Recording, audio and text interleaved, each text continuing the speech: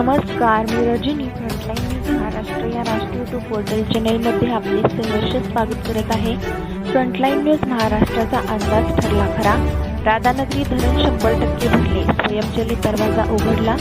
राधानगरी धरण अखेर 100% भरले असून फ्रंटलाईन न्यूज महाराष्ट्राने व्यक्त केलेला अंदाज खरा ठरला आहे।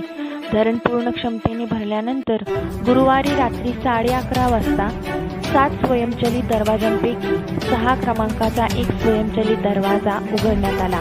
सध्या धरणाची पाणी पातळी 347.35 फूट तर पाणी साठा 8333.12 दशलक्ष घनफूट इतका झाला आहे।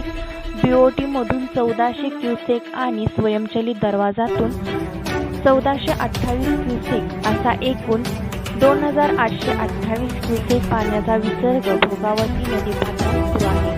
गेल्या 14 तासात 54 मिलीमीटर पावसाची नोंद झाली असून 1 जून ते 31 जुलै या कालावधीत एकूण 2798 मिलीमीटर पाऊस झाला आहे। धरणातून विसर्ग सुरू झाल्याने नदीकाठच्या गावातील नागरिकांनी प्रशासनाच्या सूचनांचे पालन करून सतर्क राहण्याचे आवाहन करण्यात आले आहे।